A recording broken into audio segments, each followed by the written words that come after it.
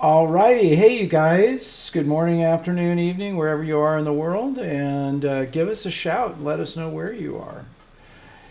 I'm in a new space. I got a new studio here, and I don't have things really quite dialed in on my lighting, so bear with me. But there's a whole lot more space in here. It's really pretty awesome. And like anything, it's not quite all put together. I mean, just wanted to get in here, so it's about 80% in place, but there's a lot more work to do. But it's nice having a much bigger space. How are you guys doing? Give us a shout. Let us know where you are and what's going on. If you want to let us know, we love being in touch with you guys. Okay, so Jared, you wanted to let them know about how to get their photos critique, which we're going to do in the second part of this show. Yeah, so all you have to do is join the AYP Club on Facebook. We have a link in the description. And then just get your photos submitted. I'm keeping an eye on keeping an eye on people who are requesting to join. So if you're not a member already, you can still request. And if you are here, be sure to let us know because then we'll be much more likely to bring up your photo for review if we know that you're here and watching live. All right. So while I'm thinking about it, if anybody's in Italy, any of you guys in Italy, I'm going to actually be near Florence later in July. Might be interesting to try to meet up. I don't know. I'm just throwing it out there. Just saying. Or you want to travel over there, we could go out on a photo walk. That would be kind of fun. Okay, well, as always, you guys are kind of in our studio audience, and we're recording this with you guys here, and then we'll edit it and put it up kind of in the shorter form. All right, so I am going to just go ahead and get this party started. I'm Marc Silber. I'm an author in Carmel, California. And our show is brought to you by our good friends at Bay Photo Lab. We love these guys. I use them all the time. So do our good buddies like Bob Holmes and Bambi Cantrell. You guys should use them too. You get 10% off on frame prints. They do a really good job. I just ordered a bunch from them. And what's great about it is so no hassle. If you have ever messed around with doing your own framing, I do not recommend it. It's too easy to get something messed up, doesn't work, it's a little off, there's a piece of dust in there or something. It's a real royal pain.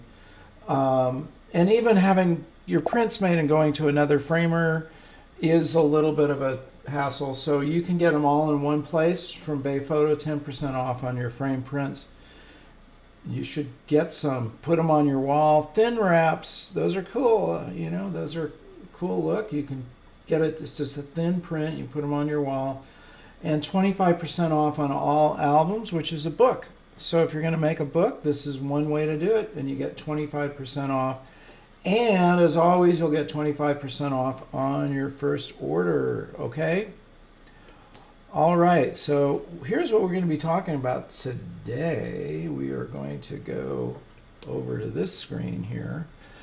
And, you ever felt confused about photography? I have. I bet you have too. I try to whack through all this confusion, which camera, which book, which lens, and we cut through it with our magic decoder ring. What if you had one of these rings that we're actually going to make one that took all the confusion out of photography and put it into some orderly fashion. Well, that's been my task over the last decade or so. I've done well over 1,000 hours of interviews with various photographers in my own study over the last 50 years, really trying to pull this thing apart and put it into a logical sequence. And it came out like this: the 5 stages of photography, which is the magic decoder. Visualization, getting it in your mind's eye before you press the shutter, knowing your equipment, capturing, which is what we're going to be talking about today, composition and lighting primarily, processing your images, and then finally getting them out to the world. And that's all contained in this book here, Advancing Your Photography, which you guys can get a free copy of. You cover the postage, we'll send you the book. Jared will put a link in there. You should own this book and you should be using it. Okay. What mistakes should you avoid with composition? I'm just going to hit a few of them because there's a bunch that you could fall into. One of the biggest ones I would say is not having a subject for your eye to go to. Now, this is an example of having a subject. This is leading lines leading up to my subject, which was Mary, an old girlfriend, we were walking to her horses in Vermont. And I told her to walk ahead of me, turn around and face me. Boom, there it was. Let's take her out of the frame. What's left? A road and some trees. Not very interesting. So I would say that's one of the primary mistakes I've seen when we critique is there isn't a clear-cut subject for your eye to go to. We like people. It doesn't always have to be a person. It could be an animal, it could be an object, but your eye needs to connect with something. Otherwise, it's kind of like saying, hey, look, have a look. Or not even pointing, just, hey, look. Where? What do you want me to see? Or asking a question, do you know? And then, know what? So I would say mistake number one would be not including a subject in your photograph. So always ask yourself, what is the subject? And that kind of leads into the next thing, which is telling stories with your photographs is really what makes them pop. You look at every great photographer, every great artist, there's a story there. Leonardo da Vinci, with the Mona Lisa, there's a lot of stories hidden in that painting. But there's something that draws you in. What is that little smile? What's the look? There's all sorts of hidden things that Leonardo da Vinci did with his paintings. And you don't have to go to that extreme, but you want to think in terms of how am I telling a story with my camera? So that you're not just randomly pointing at something, pressing the shutter. Use that as part of your thought process. And maybe you go into it and you develop it as you shoot, which often happens with me. I'll go, okay, there's a better way to tell this as a story. What can I do?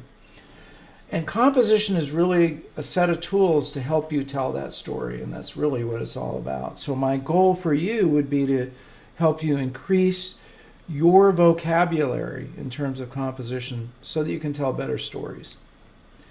Okay. You need to try these tools out because they're not going to just, go from your head to action. Just like recipes, you got to make it. You got to do these things. There's a great documentary on Julia Childs.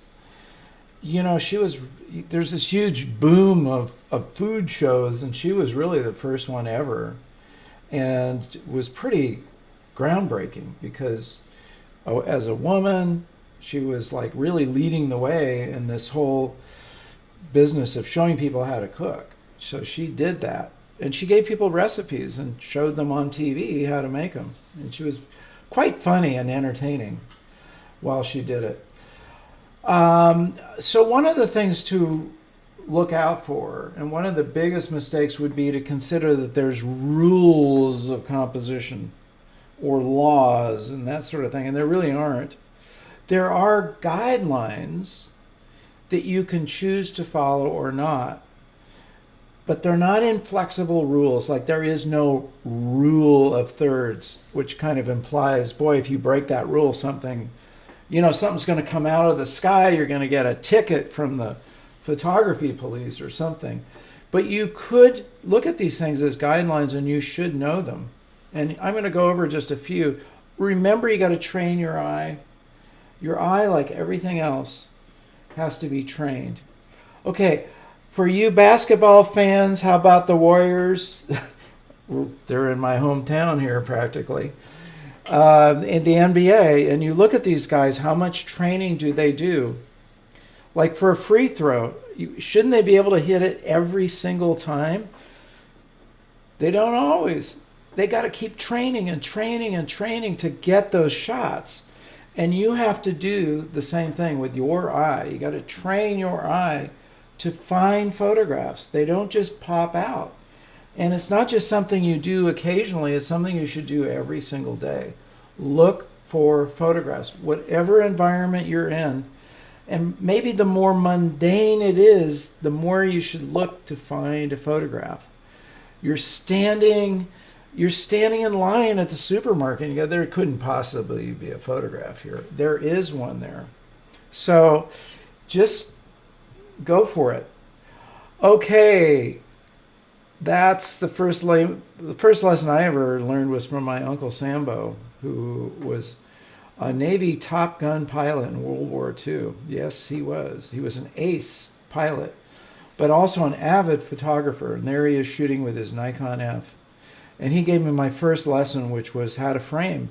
Framing is one of those tools you use over and over again. Just like in cooking, you have a cooking knife, a chef's knife. You're going to use it constantly. That's what framing is. And there's a lot of ways to frame, and you should be aware of them. I put all this stuff in my book on composition. Some of them are in this book, but many of them are, I put 83 in my composition book. Framing puts an edge or a border on your photograph, and it gives it some depth, adds interest, adds a layer. It could be a branch, it could be a doorway, it could be a window like this photograph I took in senior year of high school when I was in Mexico. Perfectly framed. I mean, you can't get more obvious framing than this. The window makes a great frame. Doors make a great frame. The edge of a building or an edge of a tree makes a great frame. But it's one of these magical tools. If you constantly look, you'll find a frame there somewhere. And you put yourself in a position where that's framed. This is an incredible photograph by our friend Bob Holmes. And look at the framing between these two priests. Here's the one that's doing the singing. The other thing that's awesome about this photograph is the light that's coming from the book. I assume he either has a little candle there or maybe a flashlight, whatever it is, but you've got this incredible presence of light coming out of the book onto his face. And that is a fabulous photograph.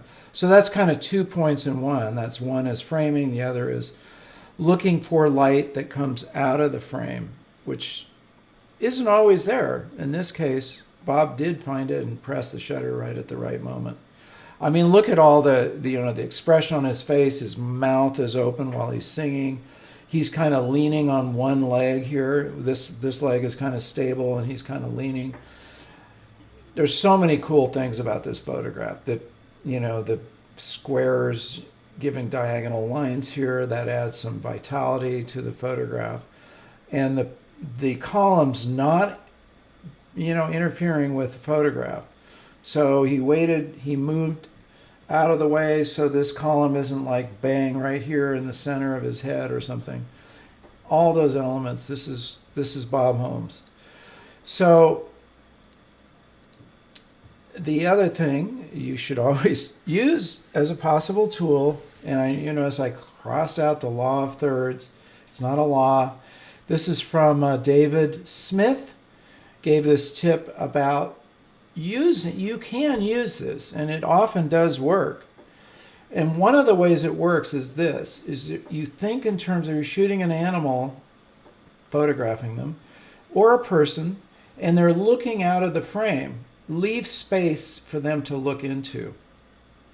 If you cut this off, like if we move this frame over here, and the zebra's looking into this tiny little space, there's going to be something weird about it. It's just not going to feel right. It's going to feel kind of closed in and claustrophobic. So that's something, whether you're using the rule or the guideline of thirds or not, always think in terms of where your subject is looking and leave space for them, because it actually does make a difference in how we perceive that. Same thing here with this leopard. It's looking down, leave space below it. Same thing. Okay, I'm going to hit a few more of these. There could be a false belief that you just walk around and look at the world from my level all the time, and you're going to miss a ton of shots that way. In fact, one of your biggest tools is angles, the use of angles, and that's something you want to constantly be utilizing. This is called a Dutch angle in filmmaking. It means you're turning your camera at an angle. Just there's a I one time I knew the reason for this, why it was called a Dutch angle, and it's escaping me right now. Jared, do you know? It's called a Dutch angle for the usual reason that we call things Dutch. Which is, It's Deutsch is Germany. That's what they call it. oh And yes, so it's like Pennsylvania Dutch in the United States, where they thought because they were saying they were Deutsch, that meant they were Dutch, but that's just Dutch for German. So it was German filmmakers oh used thank a you. tilted angle in horror films to add an element of unease. So they called it Well, a Dutch angle. well, thank you, Jared. That's yes, I kind of remember reading that a long time ago. Dutch angles are really interesting. In this case, it does add a feeling of sort of suspense or not terror, but things are off balance already, and it makes it even more off balance. It's a tool. Look around for times where you can use that. And another really powerful thing, of course, is to angle up. Now, what do you do when you're going to take a picture of the Eiffel Tower that's been in a million postcards? Well, one thing is you look for a different angle, and maybe you shoot it in black and white like I did. And that's another use of angles. It can be really tough when you go to a really iconic spot like Paris or Yosemite or any place where Golden Gate Bridge, where people have shot a million photographs. You got to come up with your own take on it. So the use of angles is a really important set of tools, and it is contained in Advancing Your Photography here. High angles give a feeling of superiority, thank you, to you as the viewer. We're looking down on these doggies, and it makes them appear a little bit smaller, just because it's not a super high angle, but it is looking down on the dogs, and it creates a feeling like you're above them. You can feel that. We'll show you some other alternatives to this. And this is a great shot by our friend Bob Holmes of these two monks with this huge array of, I think these are condiments mostly, maybe not. But if he had shot them straight on, you wouldn't see that. You just sort of see edges of the bowls, and it wouldn't be that interesting. So he chose an angle to look down and capture them. Notice they're cut off from the edge of the frame. But it's a perfect framing because what we've got is this sort of big array, and we've got enough of them to see their expressions. Classic photograph, Bob. This is another use of overhead. This is also Bob Holmes shooting a winery, and it's in filmmaking we call it a location shot. So it's giving us where is this set of photographs located. The other cool thing about this, so he shot this with a drone, obviously, but the tractor being red against the green is a great contrast, and that's a punctuation point right there of this tractor. Low angles can speed up the motion and also command attention. So there's that other dog viewpoint. This is from Hunter Friedman.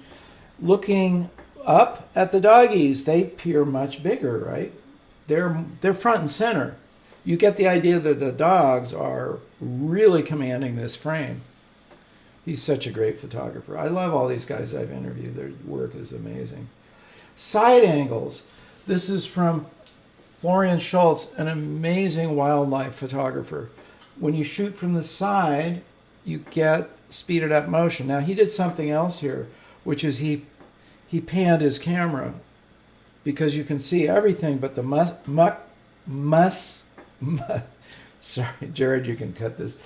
Everything but the musk ox is blurry. Well, the only way that you can get that effect is by a relatively slow shutter speed, but also you got to pan with the motion, which is a really useful tool also in your composition. We'll just hit a couple more of these.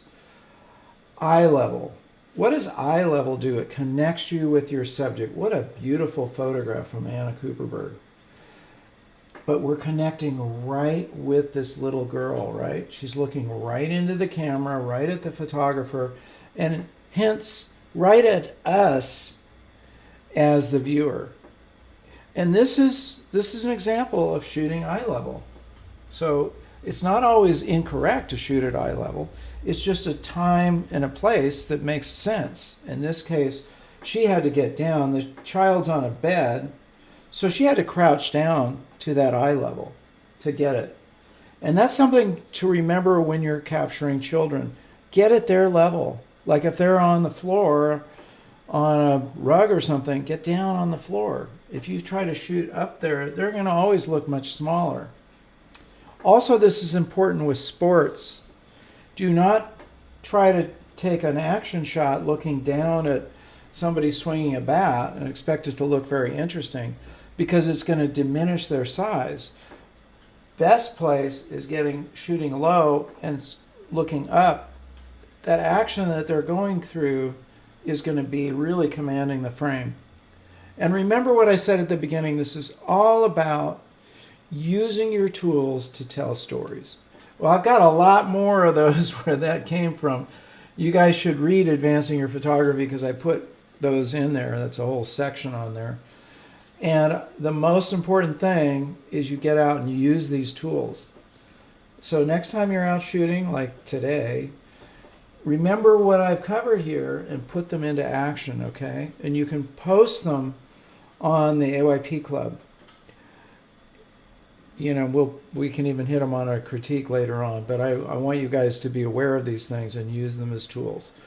Okay, guys, thank you for joining me, and remember, please subscribe and enable the bell so you don't miss any of our new shows. We're talking a lot about various things that you don't want to miss. And please like, share, leave your comments. I love it when you guys share, so that's always really a big compliment. You felt like there's enough information in there to want to tell your friends about it. And last but not least, remember to get out and capture your own images of life.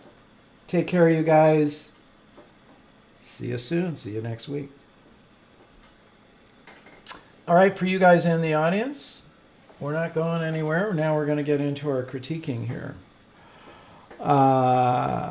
Okay, Glang from Nebraska, hello. And Jeff, how about those Warriors, Jeff? I mean, it was pretty exciting. Tonight is it. We want to win this series. That's going to be it. Game 6. We don't want to have to go back to Boston and play there. It's a tough crowd there. And Massimo in Italy. Well, I mentioned earlier I'm going to be in Italy. I'm going to be near Florence at the end of July, if you happen to be there. Okay, well, listen, we'll get on to the second part of this, which is critiquing. So I'll just go ahead and restart it. And just once again, if you haven't already submitted your photos, you can go ahead and do that by joining AYP Club. It's in the description, the link there. And it is not too late to submit your photos, and we've got some good ones that we're going to look at, so stick around. Awesome. Okay, I'm going to restart. You guys are in the studio audience once again. I'm Marc Silber. I'm an author and photographer in Carmel, California, and our show today is brought to you by Bay Photo Lab. Okay, so what we're going to be doing today is critiquing your guys' photographs. So without further ado, here we go. Tiara, tell us about this photo. All right. Starting off, we've got a photo from our friend Amir. This is in the Marina Bay in Singapore. Sunrise, long exposure with a 10-stop ND filter. Wow. Interesting. I really like this photograph. I like I'm a big fan of reflections, and symmetry is one of the big tools that it opens up there for you. There's something about symmetry. Our eyes just go to it. We love symmetry. The early morning light is really cool. It's got that, golden hour look, which is awesome. And the only just slight thing I would probably do is just darken the clouds there in the background. I just probably make that a little darker. I would probably just pull the gradient filter down and just try to darken that. Or if you're in Lightroom, you can mask the sky. That's probably the best way to do this. Or Photoshop. You can mask the sky. Just make it a little darker. Yeah, that's the only thing. It's just a tiny bit. I would just touch that up. But I love the smooth water, the reflections. There's reflections all over the place. There's a reflection on that right hand. Yeah, whatever this is over there. That's really cool. The reflection of the poles on the left. There's lots of reflections. Great job. And that's my only tiny little thing. Maybe just tweak that a little bit. All right. Good one, Amir. Who's next? Our next What? one is from Oliver. I believe I hopefully said your name right, and I know he's in the audience. Uh, Oh, oh, that's my phone ringing. Sorry, you guys. Okay. I don't know why it's ringing in my. Is that ringing on TV too? I'll just turn this off. Okay. All right. Sorry the fun about of a that. live show. Yeah. Um, this is a picture of a church in a city that unfortunately I can't pronounce, but it's in Iceland. And I know Oliver's in the audience, so if he wants to provide any other details, then he can Yeah. feel free to. It's really remarkable that red roof is just pops right out, and also that red fence there, and against the green, those are pretty much complementary colors, so they balance each other really well. There's that's to me, you're using color as a composition tool, which is another thing I mentioned in my composition book. And the church is the subject. I mean, your eye just goes right to it. Remember the first thing I mentioned in my last show was not having a subject. Well, you've got a clear-cut subject here. And the balance between sort of these man-made, the buildings, and then you go back, because my eye is first drawn to the church, then it kind of goes, yeah, sort of this mid area, the mid ground, and then the background here of those amazing kind of cliff shaped things. So there's a big kind of juxtaposition between, the sharp angles of the church and the background, almost mimicking it in a certain way, if you think about it. Those are almost like spires back there, from a natural setting. It's a great photograph. Well done. So, yeah, you've really used your tools well. All Good right. one. Our next one, this is from our good friend Lou over in the UK. And let me Nice one, Lou. find. They put just after sunrise, Castor on Sea Beach. First time I've been out for a sunrise in a while. Not much color, but great to be out. Beautiful. And you've got a leading line which doesn't lead directly to the sun, but it leads us in that direction. I'm wondering, Lou, what would have happened? I mean, it's great. It's a really powerful composition. The leading line, yeah, right there with this whatever this odd docking kind of setup is. I don't quite understand it, but it's interesting. And then, of course, the sun. I wonder what would have happened if you had moved the sun a little more in connection with, yeah, just taking another. I'm just thinking out loud what that would have looked like. But it's a great shot no matter what. It really is, because it's really two leading lines converging in a way. So you've got the zigzag, yeah, and then you've got the leading line of the sun itself leading to the sun. The sun is the subject. It's the hero of the photograph. It's what your eye is definitely drawn to, and the color, the zigzag line adds feeling of motion. Beautiful, good one. Awesome. And what's this? Your subject can be not in the rule of thirds True. Oh, yeah. What area. do you? Yeah, exactly. Just tiny little bit over there. No, that's great.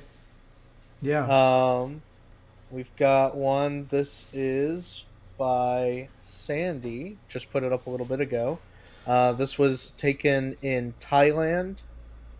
Sunset taken with a IMAX 13 or a iPhone 13 Max. There we go. IMAX. I was thinking, wow, Yeah, not that's an a new camera. IMAX. So yeah, taking with an iPhone. Okay, good. So it's it's a great photograph. I would like to see. I think what could take it to the next level.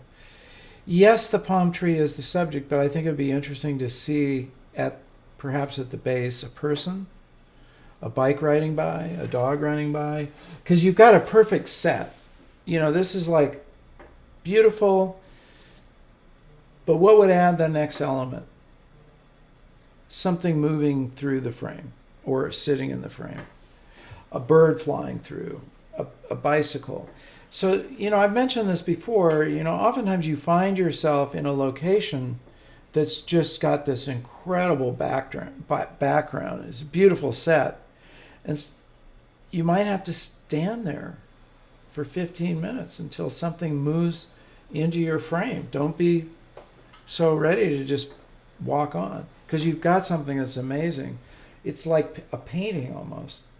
But let's add that next element of a subject there that really pulls your eye in. And I mean, I can just see a bicycle riding through here, for instance, or a person running through it, or a dog running through it. To me, that would complete this and make it rather amazing. But thank you, and just keep shooting. Be patient too. In every location, sometimes you do have to wait. All right. Here is an image that was just submitted, and I know Sue is in the audience, so this is from Sue of her dog. Well, I'm a huge golden retriever fan. You guys, if you follow me on Instagram, which you should be doing, you'll see too many photographs probably of my Goldens, my dog River, and my previous dog Shyla. So this is a cool photograph because we've got the wind kind of blowing, and it's this is a more mature Golden than mine. Mine is a year old and she is deep into puppydom, mischief. But this, I'm going to say, dog seems very mature. And it's a cool portrait. I love taking portraits of animals because I feel like they do respond just like people. They know when they're getting their photograph taken. I mean, I've done this with dogs and deer and various bobcats and different animals, horses, sheep, goats. They respond to communication just like people. It's a very interesting thing. So anyway, that's just a nicely framed, in the path. There's your framing. And the bushes kind of on either side also form a frame. And then your background. I might, just darken that background a little bit. Just to add a little more contrast. Yeah, and that'd be really easy again in Photoshop or Lightroom. Just mask the clouds and the sky. Just mask the sky. And just pull it down a little bit. It'll make the dog pop out even more. And that's one of the cool things you can do with that masking feature is just select, different areas of the photograph and just pull it down a little bit, the exposure down, maybe the highlights down. That might do it. It just sort of depends. I generally don't pull the exposure down. I just pull the highlights down. And so that's what I would probably play with there. Just to add a little more contrast. It would bring the dog out a little bit more, give us another feeling of a layer, a little more of a layer feeling. But that's my only little slight tweak there. Otherwise, just beautiful. All right. Our next one, this is from Guadalupe. Oh, Took this a couple of weeks ago. I love taking pictures of clouds. There was also a plane flying just above the clouds. yeah. Beautiful black and white. It's a portrait of a cloud. You know, it's funny when I interviewed Camille Seaman, who is a fantastic nature photographer. One of her primary things is taking portraits of icebergs. And she's a Native American. She said, "Look, I was brought up that everything has life to it, a rock, a tree, a building, a cloud, an iceberg. There's life there. And when you're taking a photograph of it, you're not just taking a photograph, you're taking a portrait of it. And there's your subject. Clear cut subject is the cloud, and it is a portrait of this cloud. The black and white works absolutely perfectly. I'm noticing at the bottom edge there's tiny little like fence or something. Yeah, that's kind of cool. Kind of adds a tiny little punctuation point almost. But the dynamic range is awesome here. I'm curious what editing software you use because you've really pulled the range. Ansel Adams talks about the zone system where you have a pure black and a pure white, and I'm pretty sure you've got the full range there. You definitely got a pure black up there, yeah. And I see what to me looks like pure white, and that's always going to be an effective and dramatic way to show any kind of photograph, but especially with this one. So well done. We've got time for a few more, Jared. Yep. All right. This next one, this is from Grace. This was taken in San Francisco, and it was part of an assignment for class of learning how to use the Lightroom HSL panel. So kind of Oh, messing around oh, with the color interesting. and Okay. such. Yeah, well, I mean, as an exercise, I think that, I don't know what it started out as, so it's kind of hard to tell.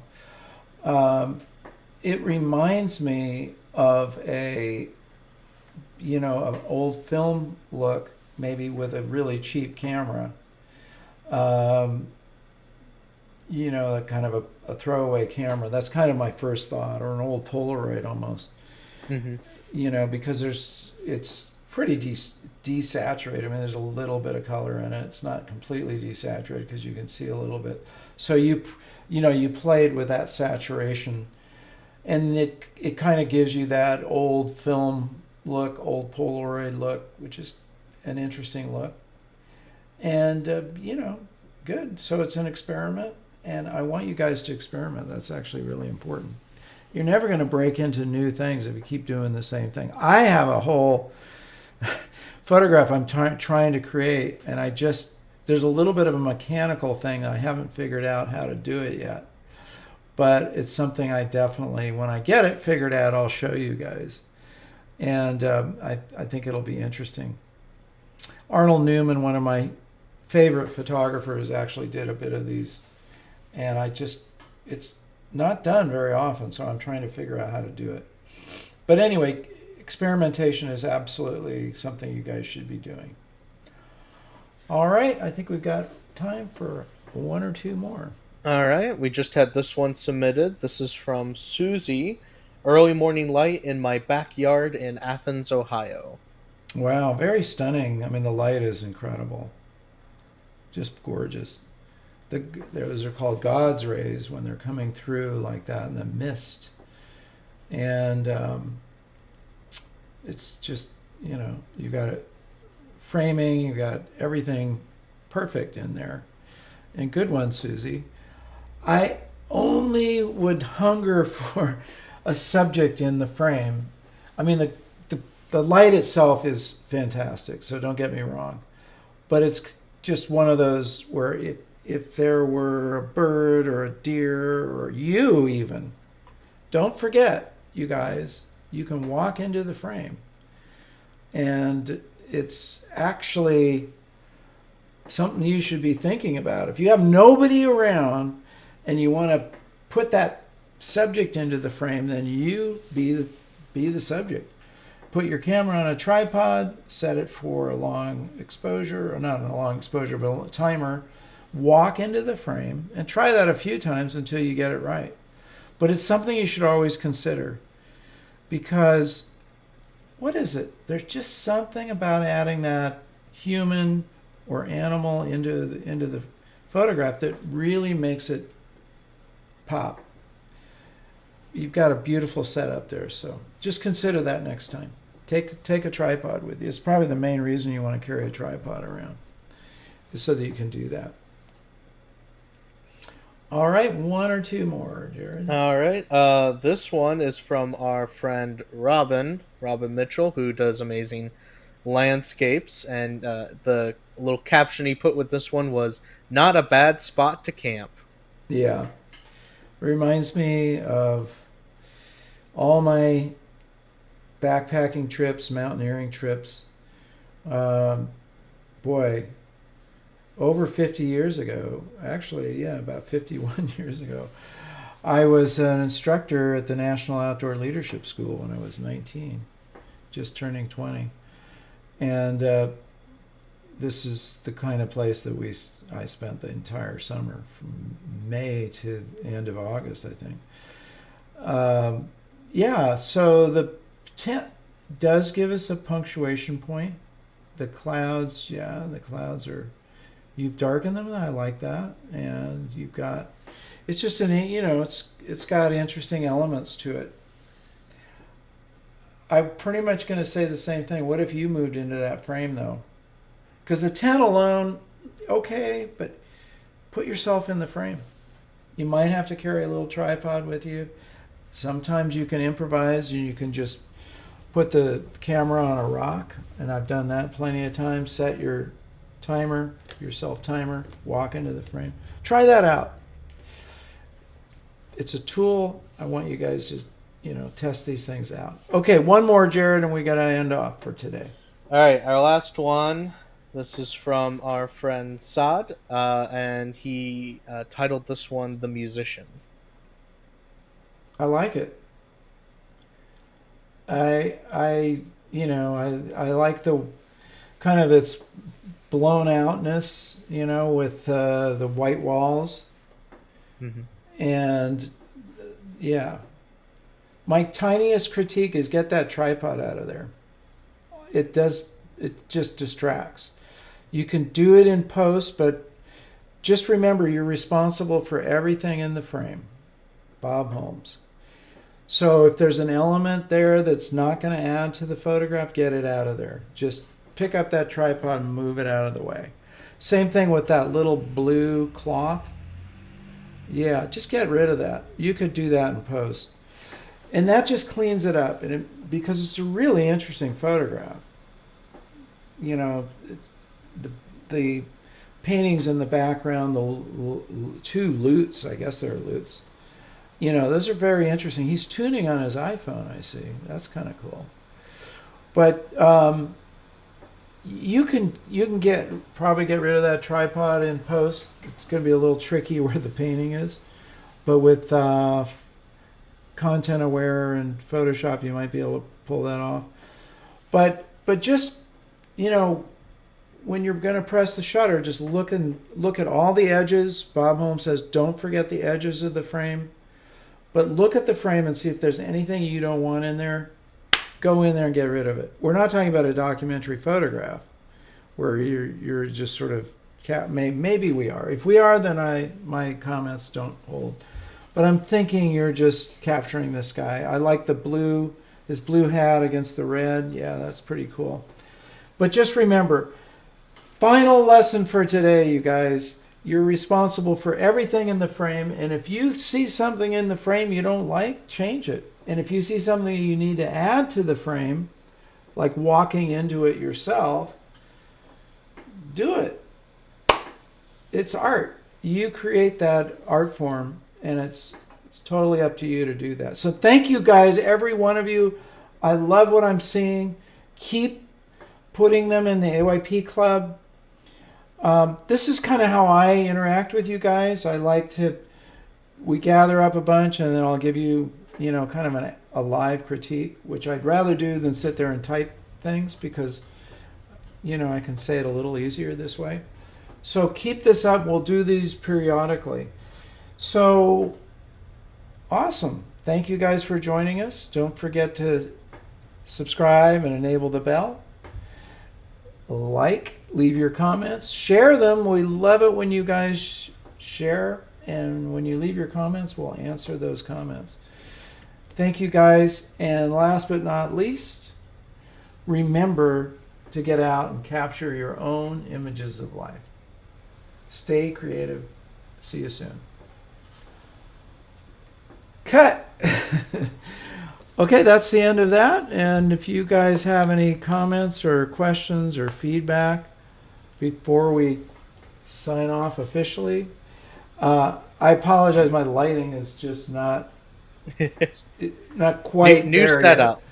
Well, it's new setup, and what's happened is while we've been doing the broadcast, the light. I have a window here, and the light is changing on the outside. So it's just I don't have it set up. I mean, ideally, what you see back in the background is I'm more lit up, but I'm working on it. Okay. Anything you guys want to say before we sign off here? Now is your chance. Well, they have a chance to do that. I would recommend if you didn't, for some reason, sign up for the AYP Club already, you should, because one of the things that we're looking at doing soon is using the Facebook rooms and maybe Oh doing yeah, some of these critiques and talking with people. So if you want to, be in the go for that, definitely check that out. We'll post it here. But if you want to experience that live, be sure to join the Facebook group. It's free. So. absolutely. All right, well, good. You guys have a great weekend and get out and capture your own images of life. Put these tools to use, and we'll see you guys soon.